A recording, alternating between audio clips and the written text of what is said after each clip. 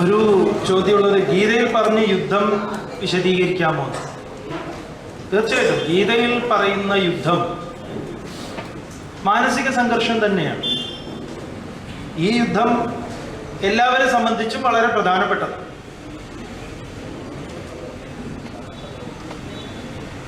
നിങ്ങൾ കേൾക്കുന്നുണ്ട്?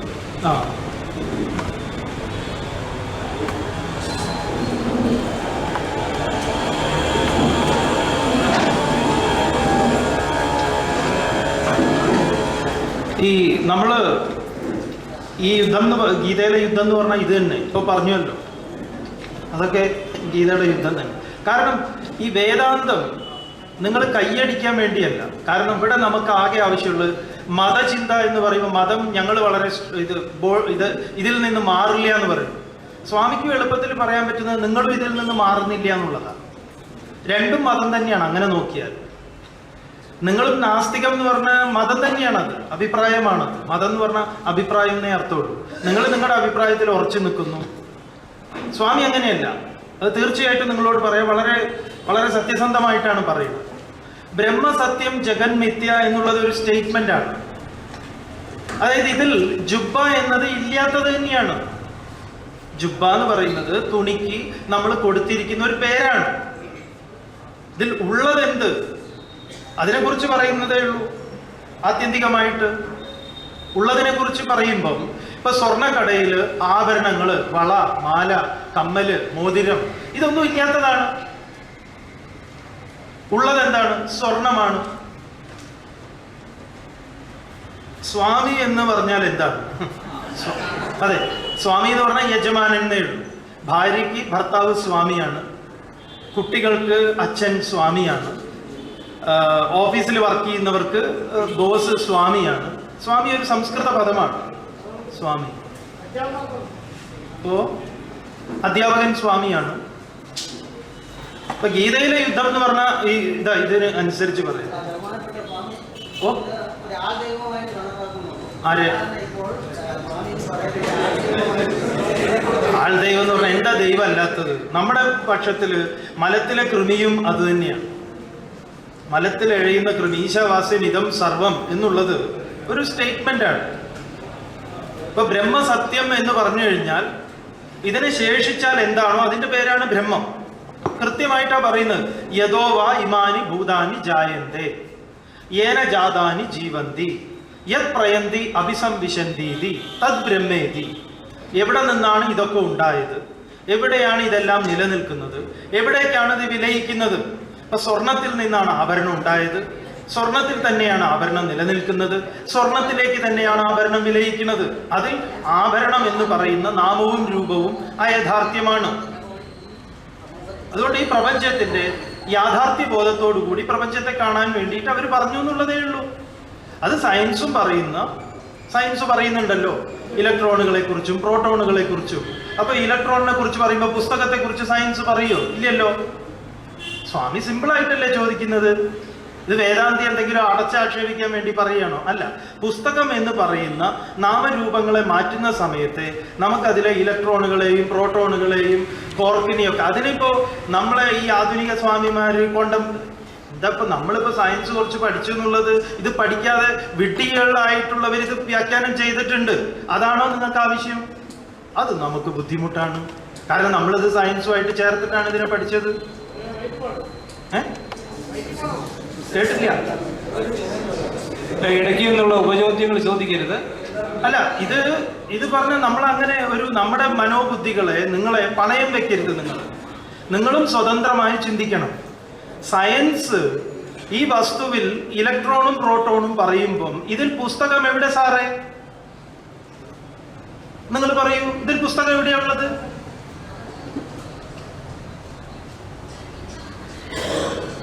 സ്വാമി ഗീതയിൽ പ്രചോദനം ഉൾക്കൊണ്ട് കലാപം ഉണ്ടായിട്ടുണ്ടോ എന്ന് ചോദിച്ചു. ഗീത കലാപം തടഞ്ഞിട്ടുണ്ടോ? അധർമ്മത്തിന് വിജയമുണ്ടാകുമ്പോൾ അവതരിക്കുമെന്ന് പറഞ്ഞിട്ടുണ്ട്.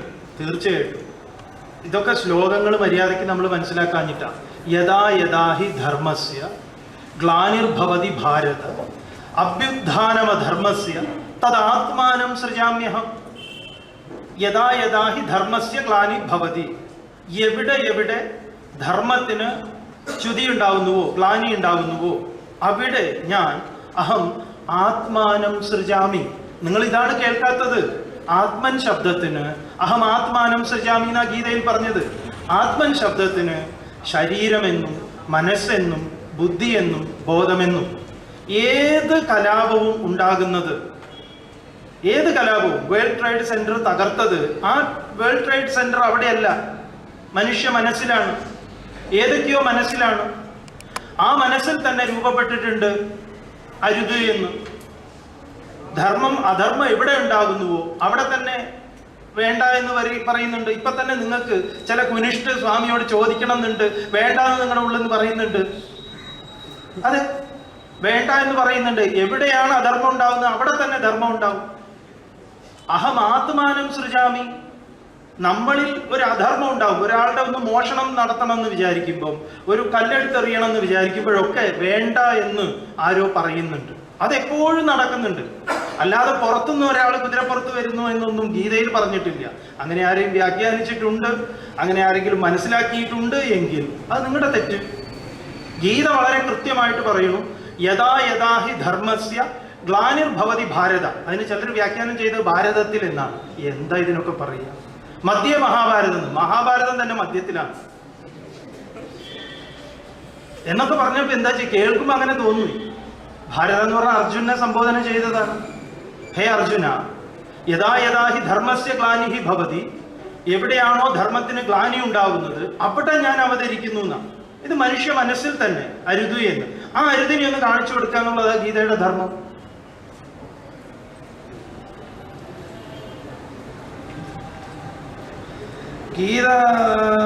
ഗീതയ്ക്ക് പകരം നിർദ്ദേശിക്കുന്ന കൃതി ഏതാണ്? ഉപനിഷത്താണ് ഗീത. ശരിക്കും പറഞ്ഞാൽ ഉപനിഷത്തുക്കളുടെ സമാഹാരമാണ്. ഇനിയിപ്പോ ഈ ഗീത എങ്ങനെയാണ്? ഇപ്പോൾ വിഭീഷണ ഗീത എന്ന് പറഞ്ഞിട്ട് രാവണനും ശ്രീരാമനും തമ്മിലുള്ള യുദ്ധത്തിന് തൊട്ടു മുമ്പ് വിഭീഷണൻ രാമനോട് ചോദിക്കുന്നുണ്ട്, രാമനു രതി ബിരതരഘു ബീര ദേഖി വിഭീഷണ ഭയവു അധീര അധിക പ്രീതി മനവ് സന്ദേഹ. അതായത് രാവണന് രഥമുണ്ട്, അങ്ങേക്ക് രഥമില്ല. അങ്ങേയറ്റം പ്രീതിയോടുകൂടി വിഭീഷണൻ ചോദിക്കുകയാണ്. അപ്പോ ശ്രീരാമൻ പറയുകയാണ്, എൻ്റെ രഥം എന്ന് പറഞ്ഞാൽ എന്താണ്? സൗരജ് ധീരജ് തേഹി രഥ ചാക. സൗരജവും എന്താ പറയുക, വീര്യം, അതുപോലെ തന്നെ ധീരതയുമാണ് എൻ്റെ രഥചക്രങ്ങൾ. എൻ്റെ മനസ്സ് ഈശ ഭജനും ഈ ഭക്തിയാണ് എൻ്റെ സാരഥി, വിവേകമാണ് എൻ്റെ പരിച.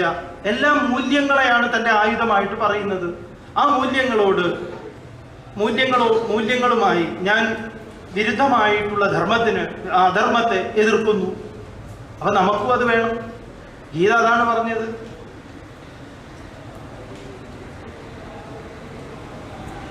ഗീതയ്ക്ക് പകരം നിർദ്ദേശിക്കുന്ന കൃതി ഏതാണെന്ന് വെച്ചാൽ ഉപനിഷത്തുകളൊക്കെയാണ്. ഉപനിഷത്തുകളുടെ സാരസംഗ്രഹമാണ് ഗീത. അതുകൊണ്ടാണ് ഓരോ അധ്യായത്തിന്റെ അവസാനത്തിൽ ഇത് ശ്രീമദ് ഭഗവത്ഗീതാസു ഉപനിഷത്സു ബ്രഹ്മവിദ്യായാം യോഗശാസ്ത്രേ. അത് യുദ്ധശാസ്ത്രമല്ല. യുദ്ധശാസ്ത്രേ എന്ന് പറഞ്ഞിട്ടില്ല ഗീത. യോഗശാസ്ത്രേ ശ്രീകൃഷ്ണാർജുന സംവാദേ. ഉപനിഷത്ത്, കഠോപനിഷത്തുമായിട്ടാണ് ഗീത ചേർന്ന് നിൽക്കുന്നത്. കഠോപനിഷത്ത് മന്ത്രങ്ങൾ അതുപോലെ ഗീതയിലുണ്ട്.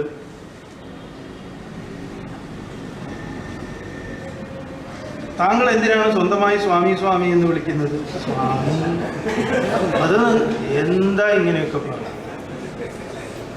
സ്വാമി എന്ന് പറയുന്നതുകൊണ്ട് എന്താ നിങ്ങൾക്ക് മനസ്സിലാവുന്നില്ലേ? സ്വാമി ആയതുകൊണ്ട് സ്വാമി എന്ന് വിളിക്കുന്നു. ഞങ്ങൾ അങ്ങനെ ശീലിച്ചു പോയി. അച്ഛൻ എന്ന് പറയില്ലേ കുട്ടികളോട്? അച്ഛൻ പറഞ്ഞത് നീ കേൾക്കൂ, ജ്യേഷ്ഠൻ പറഞ്ഞത് കേൾക്കൂ. അതൊരു രീതിയാണത്. ഈ രീതിയൊക്കെ നിങ്ങൾ എതിർക്കുക എന്ന് പറഞ്ഞാൽ ഇതൊരു ജാടയോ ഇങ്ങനെയൊന്നും, ഇതൊരു എളിമയല്ലേ സുഹൃത്തെ? ഞാൻ കേമനാന്നൊന്നും പറഞ്ഞിട്ടില്ലല്ലോ സ്വാമി. ഇത് പറയാനുള്ള ഇതില്ല. ചാതുർവർണ്ണ്യം ശരീരഭാഗമെന്നൊന്നും സ്വാമി പറഞ്ഞിട്ടില്ല. മനുഷ്യനെ ഉച്ചനീചത്വങ്ങളിലേക്ക് നയിക്കുന്ന ഹൈന്ദവ ദർശനമല്ലേ എൻ്റെ പൊന്നു സുഹൃത്തെ. ഇതാര് പറഞ്ഞാലും ശരി, ഇത് നിങ്ങൾ മനസ്സിലാക്കാനിട്ടാണ്. നോക്കൂ, ഗീതയിൽ ഇതാ, അതായത് ഭഗവത്ഗീത 4-ാം അധ്യായത്തിൽ 13-ാമത്തെ ശ്ലോകമാണ് ഏത്? ചാതുർവർണ്ണ്യം. അതിൻ്റെ തൊട്ട് മുമ്പ് 12-ാമത്തെ ശ്ലോകം, 14-ാമത്തെ ശ്ലോകം, 13-ാമത്തെ ശ്ലോകത്തിൽ പറയുന്നത് ഇതാണ്. ഇതാർക്കും വ്യാഖ്യാനം മാറ്റി പറയാൻ പറ്റില്ല. ചാതുർവർണ്ണ്യം മയാ സൃഷ്ടം. 4 വർണ്ണങ്ങൾ എന്നാൽ സൃഷ്ടിക്കപ്പെട്ടിരിക്കുന്നു. വർണ്ണം എന്ന് പറഞ്ഞാൽ വൃണോതി ഇതി വർണ്ണ, വരിച്ചിരിക്കുന്നത് ഏതോ അതാണ് വർണ്ണം. ആ വരിച്ചിരിക്കുന്നത് ഓരോന്നാണ്. ഇപ്പോ നാസിക വരിച്ചിരിക്കുന്നത് ഗന്ധമാണ്, അതിന്റെ വർണ്ണം. കാത് വരിച്ചിരിക്കുന്ന വർണ്ണം ശബ്ദമാണ്. നേത്രം വരിച്ചിരിക്കുന്ന വർണ്ണം ദൃശ്യമാണ്. വർണ്ണം ഇതിലേക്കൊക്കെ ഇതാണ് സംസ്കൃതത്തിൽ വർണ്ണം, വൃണോതി. ത്വക്ക് വരിച്ചിരിക്കുന്നത് സ്പർശമാണ്. അപ്പൊ അതിലെ 4 വർണ്ണങ്ങൾ എന്ന് പറയുമ്പം മനോഹരമായ ഗീതാവ്യാഖ്യാനങ്ങളുണ്ട്. അതായത് എങ്ങനെയാണോ ഏകമായ ഇലക്ട്രിസിറ്റിയുടെ സാന്നിധ്യത്തിൽ ശബ്ദമുണ്ടാകുന്നത്, വെളിച്ചമുണ്ടാകുന്നത്, അതുപോലെ തന്നെ ചൂടുണ്ടാകുന്നത്, തണുപ്പുണ്ടാകുന്നത്. ഇലക്ട്രിസിറ്റിക്ക് തണുപ്പുമായിട്ടോ, ഇലക്ട്രിസിറ്റിക്ക് വേണമെങ്കിൽ പറയാം ഞാനാണ് ഇതുണ്ടാക്കുന്നത്, പക്ഷെ ഞാനല്ല ഇതുണ്ടാക്കുന്നത്. അതെന്തുകൊണ്ടാണ്? ഗുണകർമ്മ വിഭാഗശഃ. മൈക്കിന്റെ ഗുണം കൊണ്ട് ശബ്ദമുണ്ടാക്കുന്നു, ബൾബിന്റെ ഗുണത്തിനനുസൃതമായി പ്രകാശം ഉണ്ടാകുന്നു ഇലക്ട്രിസിറ്റിയുടെ സാന്നിധ്യത്തിൽ. ഇങ്ങനെ ഒരു ബോധസ്വരൂപനായിരിക്കുന്ന ആ ഈശ്വരനെ, ബോധത്തെക്കുറിച്ച് പറയുന്നിടത്ത് പറഞ്ഞിരിക്കുന്നതായത്. അടുത്ത ശ്ലോകത്തിൽ പറയുന്നത് എന്താ നോക്കൂ. നമാം കർമാണി ലിംബന്തി, അടുത്ത ശ്ലോകമാണ്. നമാം കർമാണി ലിംബന്തി നമേ കർമ്മഫലേ സ്പൃഹ ഇതി മാം യോഭിജാനാതി കർമ്മഭിർന സവിദ്യതേ. കർമ്മത്തെ കുറിച്ച് പറയുന്നിടത്താണ്, അല്ലാതെ ഈ ഇവർ പറയുന്ന ബ്രാഹ്മണൻ ക്ഷത്രിയൻ അങ്ങനെയൊരു സംഭവം ഇവിടെ പറയുന്നില്ല. ഗുണത്രയ വിഭാഗ യോഗത്തിൽ അവസാനത്തിലുണ്ട്. നിങ്ങളിത് എന്താ പറയുക, ഇത് ഗീത പഠിക്കാൻ നിങ്ങൾ സാവകാശം കാണിക്കുകയാണെങ്കിൽ ഇത് നിങ്ങൾ തലതിരിയും. രാമകൃഷ്ണദേവൻ പറഞ്ഞ പോലെ താഗീനാവും. ഗീത എന്ന് പറഞ്ഞു കഴിഞ്ഞാൽ ത്യാഗിയാവും നിങ്ങൾ. പക്ഷെ നിങ്ങളെ മനഃപൂർവ്വം ഗീത പഠിക്കാതിരിക്കാൻ വേണ്ടി ചിലർ ആസൂത്രണം ചെയ്യും. നിങ്ങൾ സ്വാമിയുടെ ഒരു പഴയ CD വെച്ച് കണ്ടു നോക്കൂ, കേട്ടു നോക്കൂ. നമ്മൾ എവിടെയെങ്കിലും ഈ യുദ്ധം ചെയ്യണമെന്നും ഇത് കഴിഞ്ഞാൽ നിങ്ങൾ അടുത്തവനെ പോയിട്ട് മുസൽമാനെ കൊല്ലണമെന്നോ വേറെ എവരെയും പറഞ്ഞിട്ടുണ്ടോ? നമ്മൾ ഉണ്ടെങ്കിൽ നിങ്ങൾ പറയുന്നത് പറയാം, ശരിയാണ്, ഗീത അപകടമാണ് എന്ന് പറയാം. ഭഗവത്ഗീത നമ്മുടെ ഇതുവരെയുള്ള അനുഭവം വെച്ചിട്ട് എത്രയോ മുസ്ലിം സുഹൃത്തുക്കൾ കോഴിക്കോടൊക്കെ നമ്മൾ പോയാൽ താമസിക്കുന്ന അവരുടെ വീട്ടില. അവരെന്നെ പറയുന്നത് സ്വാമി ഇത് ഇത്രയും നല്ലൊരു കൃതിയായിരുന്നു എന്ന് ഞങ്ങളറിയില്ല, ഞങ്ങൾ വിചാരിച്ച ഇത് യുദ്ധത്തിനുള്ള സാധനമാണ്. ഇതേപോലെ ഗ്രന്ഥങ്ങൾ വ്യാഖ്യാനം ചെയ്യപ്പെടണം. വാച്യാർത്ഥത്തിന് ലക്ഷ്യാർത്ഥം എന്ന് പറഞ്ഞാൽ സംസ്കൃതമാണ് സ്വാമി പറയുന്നത്. സംസ്കൃതത്തിൽ അതുപോലെ പറഞ്ഞിട്ടുണ്ട്. നമ്മൾ ഒരു വ്യാഖ്യാനം ഉണ്ടാക്കുകയല്ല. നേരത്തെ ഭാര്യയെ അടിക്കണം എന്ന് പറഞ്ഞാൽ ഭൂമിയെ കൃഷി ചെയ്യണമെന്നാണ് ഖുർആനിൽ അങ്ങനെ എഴുതിയിട്ടുണ്ടെങ്കിലും ഒക്കെ. സ്വാമി ഒരു വ്യാഖ്യാന ഫാക്ടറിയാണ് നിങ്ങൾക്ക്, പക്ഷേ സംസ്കൃത ശ്ലോകത്തിൽ അതുണ്ട്. സ്വാമി ശ്ലോകമാണ് കൃത്യം പറയണത്, വെറുതെ ചമയ്ക്കല്ല. നേരത്തെ പറഞ്ഞ ഖുർആനിൽ പറിച്ചത് അദ്ദേഹം ചമച്ചുണ്ടാക്കിയതായിരിക്കാം, നമ്മൾ അതല്ല ചെയ്യുന്നത്. കൃത്യം ശ്ലോകം. എന്താണ് ശരം, എന്താണ് ലക്ഷ്യം, എന്താണ് അമ്പ്, എന്താണ് വില്ല്, ആരെയാണ് കൊല്ലേണ്ടത്, കൃത്യം പറഞ്ഞു കൊടുത്തിരിക്കല്ലേ. കാമയേഷ ക്രോധയേഷ രജോ ഗുണ സമുദ്ഭവ. രജോ ഗുണത്തിൽ നിന്നുണ്ടായിട്ടുള്ളത് കാമം, ക്രോധം. വിദ്യയെ എന്താ പറയുക, ഇതിനെ വൈരിണം വിധി. ശത്രുവായി നീ അറിയൂ. നിന്റെ ശത്രു ദുര്യോധനാണ്, ദുശാസനാണെന്നൊന്നും പറഞ്ഞിട്ടില്ല. ചാതുർവർണ്ണ്യത്തിന്റെ ഇതിമാം കർമാണി ലിംബന്തി നമേ കർമ്മബലേ സ്പൃഹ ഇതിമാം യോഭിജാനാതി കർമ്മഭിർന സവിദ്യതേ. അടുത്ത ശ്ലോകം, അതിന് തൊട്ട് മുമ്പുള്ള ശ്ലോകം. ഭഗവത്ഗീതയില് ഈ അധ്യായം ജ്ഞാനകർമ്മ സന്യാസ യോഗം സാമൂഹിക വ്യവസ്ഥിതിയെ കുറിച്ച് പറയുന്ന ഒരു അധ്യായമേ അല്ല. ബ്രാഹ്മണൻ, ക്ഷത്രിയൻ, വൈശ്യൻ, ശൂദ്രൻ എന്നത് സാമൂഹികമായ ഒരു വ്യവസ്ഥിതിയാണ്. ഇനി അതല്ല എങ്കിൽ ഇത് തന്നെയാണ് ക്ലാസിഫിക്കേഷൻ നമ്മുടെ സൊസൈറ്റിയുടേത്. ബ്രാഹ്മണന്മാർ എന്ന് പറഞ്ഞു കഴിഞ്ഞാൽ ചിന്തകന്മാരൊക്കെ തന്നെയാണ്. സമൂഹത്തിന് വേണ്ട ഒരു പ്ലാനിങ് കമ്മീഷൻ വേണം. ക്ഷത്രിയന്മാരായിട്ട് മിലിറ്ററി, പോലീസ് ഇങ്ങനെയുള്ള ഫോഴ്സ് വേണം. വൈശ്യന്മാരായിട്ടുള്ള ബിസിനസ്സുകാർ, ശൂദ്രന്മാരായിട്ടുള്ളവർ IAS-കാരാണ് ശൂദ്രന്മാർ. IAS എന്ന് പറഞ്ഞാൽ ശൂദ്രനാണ്. സിവിൽ സർവീസ്, ഈ 4 സെക്ടർ ഇല്ലാതെ ഏത് സൊസൈറ്റിയാണ് ഉള്ളത്? നിങ്ങൾ പറയും. ഇന്റലക്ച്വൽസ് ആയിട്ടുള്ള ഒരു ഗ്രൂപ്പ്, ബിസിനസ് ഗ്രൂപ്പ്, അതുപോലെ തന്നെ പോലീസ്, പിന്നെ സർവീസ് ചെയ്യുന്നത്. 4 ഇല്ലാത്ത ഏത് സൊസൈറ്റിയാണ് ഉള്ളത്? ഗുണങ്ങളെയും കർമ്മങ്ങളെയും കൊണ്ടാണ്.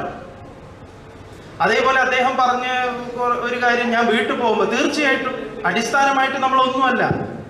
ഭാര്യയുടെ മുന്നിൽ ഭർത്താവാണ്, കുട്ടികളുടെ മുന്നിൽ അച്ഛനാണ്, സ്കൂളിൽ വന്ന അധ്യാപകനാണ്. ഒരാളിൽ പലതും ഉണ്ടല്ലോ. ഞാൻ എല്ലായിടത്തും അധ്യാപകൻ തന്നെയാണോ? അല്ലല്ലോ. അങ്ങനെയാവുന്നത് എങ്ങനെയാ? സമയപരിമിതി ഉണ്ട്. അല്ല, ഈ ചോദ്യങ്ങൾ അങ്ങനെ ആയതുകൊണ്ടും സ്വാമിയോടായതുകൊണ്ടും വിശദീകരിക്കാതെ സ്വാമിക്ക് നിർവാഹമില്ല. അല്ലെ പിന്നെ നിങ്ങൾ ഇതിനിങ്ങനെ ചോദ്യം നമ്മളോട് ചോദിക്കരുതായിരുന്നു. എല്ലാം ഒന്നാണെന്ന് പറയുന്ന സമയത്ത് ചാതുർവർണ്ണയവും മറ്റും എന്തിനാണ് ഉയർത്തി കാണിക്കുന്നത്? ഇതൊരു തെറ്റായ ധാരണയാണ് എന്ന് പറഞ്ഞു കഴിഞ്ഞല്ലോ. ചാതുർവർണ്ണയം ആരാ ഉയർത്തി കാണിക്കുന്നത്? നിങ്ങൾ പറയൂ. ഇന്ന് സമൂഹത്തിൽ ആരാ ഇതിനെ ഉയർത്തി കാണിക്കുന്നത്? നിങ്ങളെ ഉയർത്തുന്നുള്ളൂ. നിങ്ങൾ ഇടയ്ക്കിടയ്ക്ക് ബുദ്ധന്റെ കാര്യവും ഈ കാര്യവും അംബേദ്കറുടെ കാര്യമൊക്കെ വെറുതെ ഇങ്ങനെ പറയുന്നു. പഴയ അമ്മൂമ്മമാർ പറയും വെറുതെ കാറ്റാക്കുകയാണ് ഇങ്ങനെ ആളുകളെ പറഞ്ഞു. ആളുകൾക്ക് ഇത്തരം ചിന്തകളൊന്നുമില്ല. ഇന്ന് മിശ്ര വിവാഹവും, ഇന്ന് എല്ലാവരും അങ്ങോട്ടും ഇങ്ങോട്ടും വിവാഹം ചെയ്യുന്നു, അങ്ങോട്ടും ഇങ്ങോട്ടും പാർട്ട്ണർഷിപ്പിൽ ബിസിനസ് ചെയ്യുന്നു, എല്ലാം ചെയ്യുന്നു ആളുകൾ. ഓ ഇല്ല, എല്ലാവരും എല്ലാം ചെയ്യുന്നു. മിശ്ര വിവാഹം ചെയ്യുന്നു. മിശ്ര വിവാഹത്തിന് പ്രശ്നമുണ്ടോ? എന്നാ പോട്ടെ, എന്നാ വേണ്ട, ഇനി നിങ്ങൾ ചെയ്യണ്ട, മിശ്ര വിവാഹം ചെയ്യണ്ട. വിവാഹമൊക്കെ ഓരോരുത്തരുടെ ഇഷ്ടമാണ്. പക്ഷെ എത്രയോ വിവാഹം ഹിന്ദു മുസൽമാൻ വിവാഹം നടന്നിട്ടുണ്ട്, ഹിന്ദു ക്രിസ്ത്യൻ വിവാഹം നടന്നിട്ടുണ്ട്. അതുപോലെ തന്നെ യുക്തിവാദിയും എന്താ പറയുക, ഭക്തിവാദിയും തമ്മിൽ എല്ലാം നടക്കുന്നുണ്ട്. ഈ യുക്തിവാദിയുടെ വലിയ ആശാനാണ് കൊല്ലത്ത് പോയിട്ട് മകളുടെ നല്ല സമയം നോക്കുന്നത്. കൊല്ലത്തെ ആദ്യത്തെ സമ്മേളനം യുക്തിവാദത്തിന്റെ ആദ്യ ഈശ്വര പ്രാർത്ഥന എന്നാണ്. എന്നിട്ട് ഈശ്വരൻ ഇല്ല എന്നും പറഞ്ഞിട്ടായിരുന്നു ആദ്യത്തെ. അല്ല, തമാശയാണ് സുഹൃത്ത്. തമാശ പറയാ. നിങ്ങളെന്താ ഇങ്ങനെ?